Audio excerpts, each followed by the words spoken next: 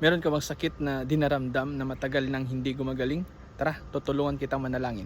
Lord, in the name of Jesus, Panginoon, dalangin ko sa kapatid na ito, Panginoon, nanonood sa video na ito, na meron siyang sakit na matagal nang hindi gumagaling.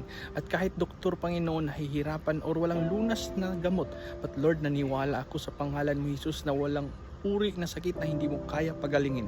I pray, Panginoon, na itong sakit na ito ay tuluyan ng mawala sa katawan ng taong ito, Panginoon, at tuluyan ng Panginoon gagaling siya at makaka-recover siya in the name of Jesus, Lord. And I pray, Panginoon, na patuloy mo siya ingatan at i-restore mo ang kanyang health, Panginoon, in the name of Jesus. At sinabi mo, Panginoon, is there's anything too hard for me? Yes, Lord, mahirap sa amin, pero sa iyo, Panginoon, walang mahirap sa iyo, dahil naniwala kami na kahit anong uri ng problema, kahit anong uri ng sakit, Panginoon, ay gagaling sa pangalan ni Jesus. Salamat, Lord, sa kagalingan ng kapatid ko, Panginoon, na nanood ngayon, Panginoon, na matagal niyang dinadaing, pat ngayon, Panginoon, gagaling siya sa pangalan ni Jesus. In Jesus' name we pray. Amen.